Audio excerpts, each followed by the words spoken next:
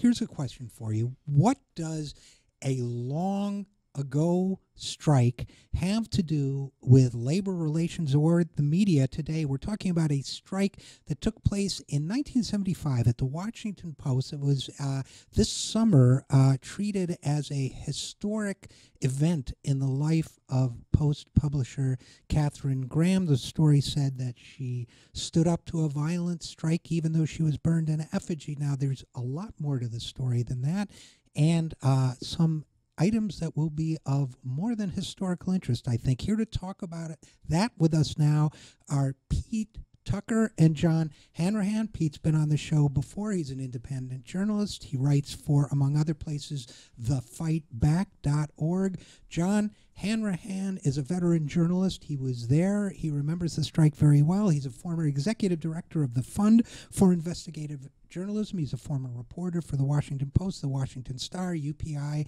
and probably a number of other legendary outlets as well. So, John, Pete, first of all, thanks for joining us.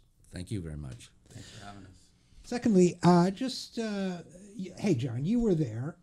What happened? Give us an overview. Well, on October 1st, 1975, the Pressmen's Union, Local 6 at the Washington Post, their contract had expired. That a number of pressmen engaged in some acts, which I will describe in more full detail, which the Post characterized as a riot, as likened it then in subsequent editorials to the snipers in Belfast and other such people.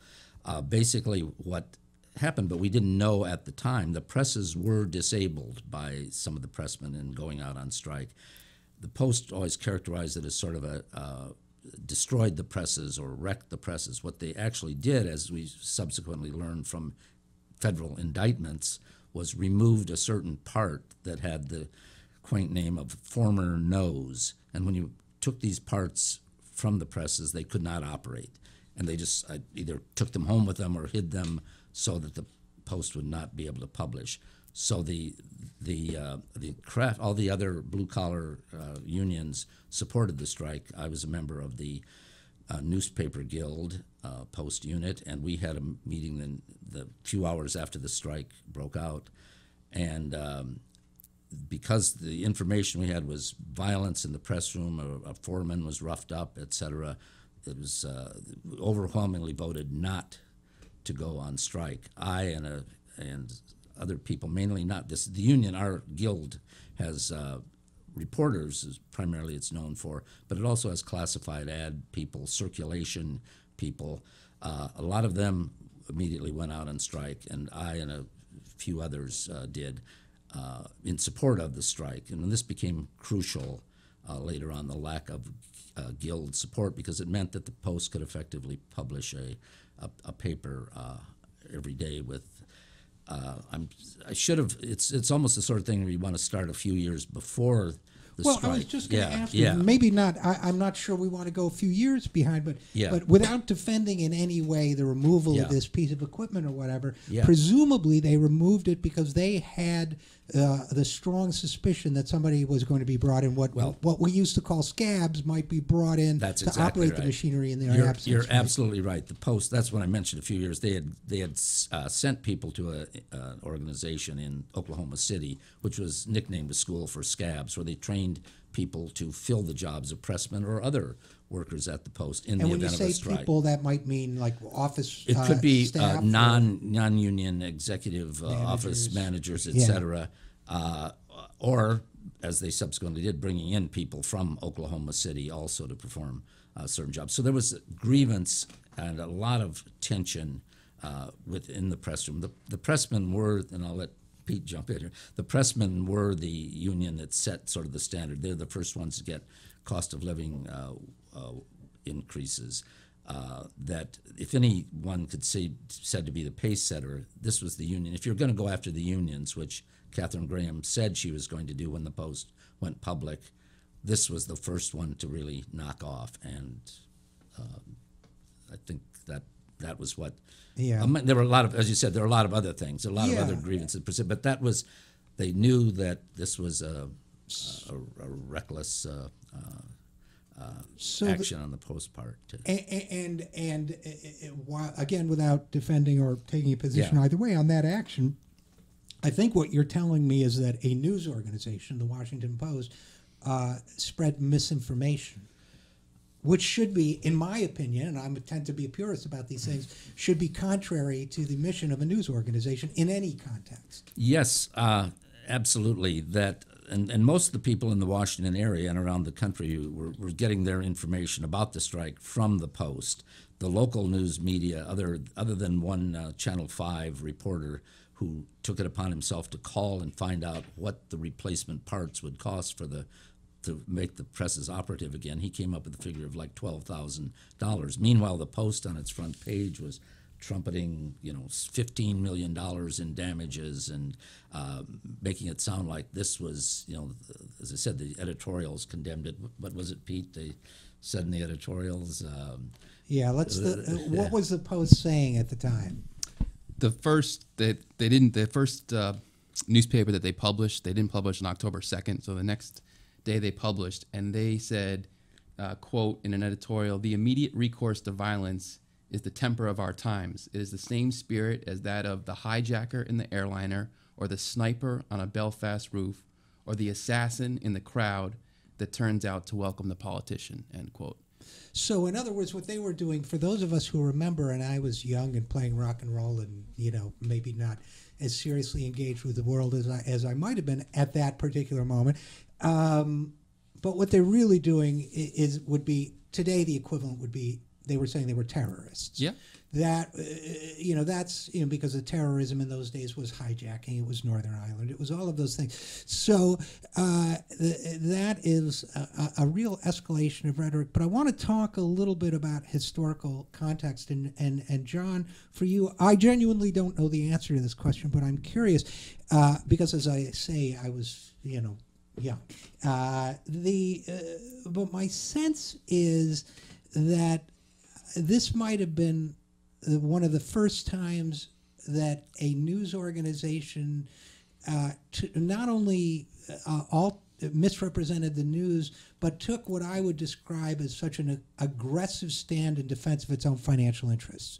In other words, there have been newspaper strikes before. We know there was a big New York newspaper strike in the 1960s and so on.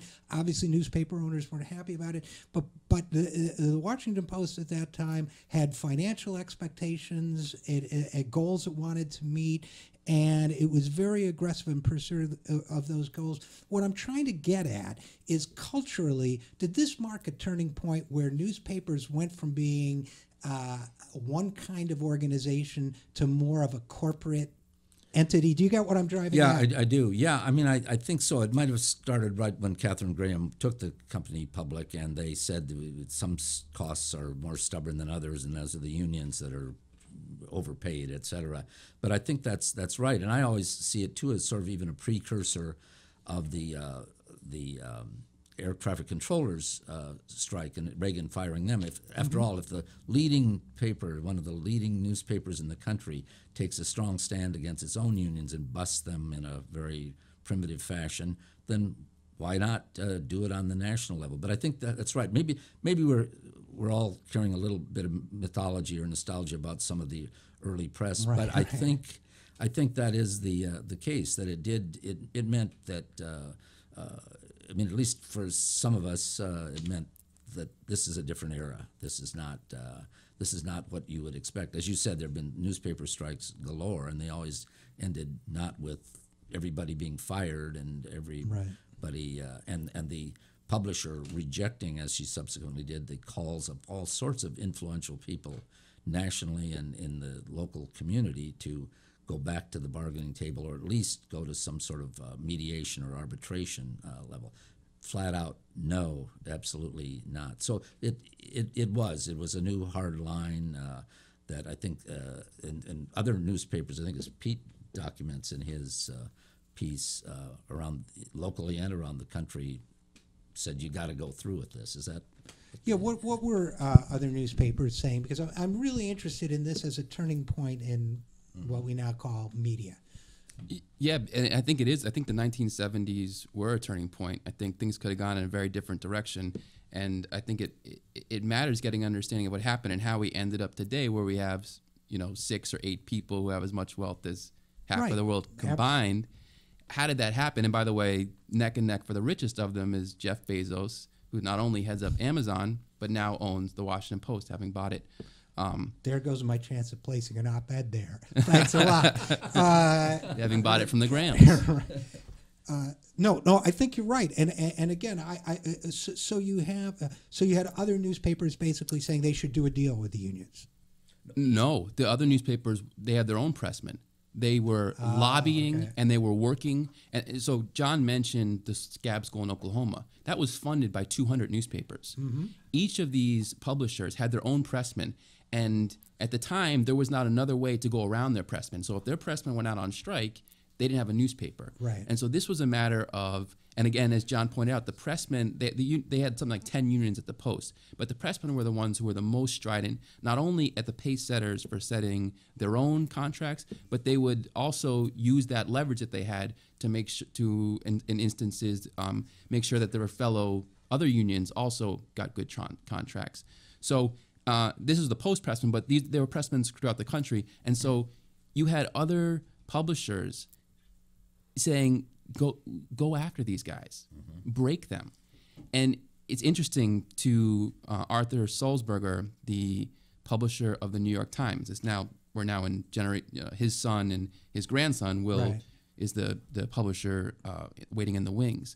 He happened to be in D.C. The strike happened October 1st, October 2nd, having lunch just hours after Katharine Graham met with the publisher of the Washington Star, which was the Washington Post's only major competitor at the time. And he said he's not there to pressure the publisher of the Star, to publish on his own,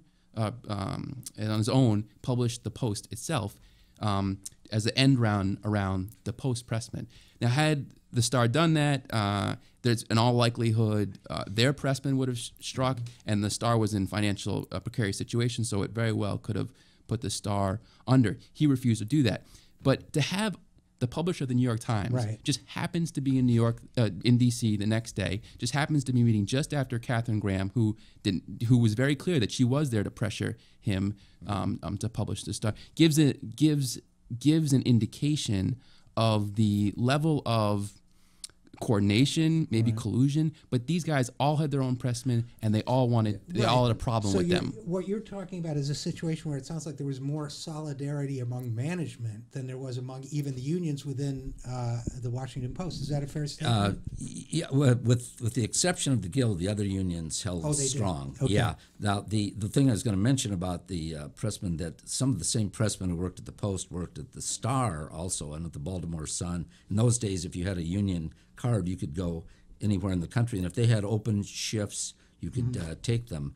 What happened during the strike, when some pressmen then started trying to find work in other cities, they found that there was a blacklist. They were saying, we can't take you. The publishers had ganged up on that aspect too. But the unions at the Post hung in there until the strike started, said October of 1975. They hung in there till maybe the late winter, early spring. The Guild, we had 2 or 3 different votes, and each time we were getting a little closer. More people were coming out in October, November. People crossing the picket lines who we would talk to and urge them to stay out would say, if she brings in scabs, by God, we're going to, you'll see us out here too. And of course, once they started doing that, the vote was even more overwhelmingly to go to work. And there were a lot of class and race overtones to this too, that at some of our Guild meetings, people complained that these guys are earning too much money as it is. A median income of $18,000 at the time, where reporters on a lower level probably $25,000, $28,000. One reporter, I still remember, referred to them as slack-jawed cretins. We don't have anything in common with these people. It was even that blatant kind of thing.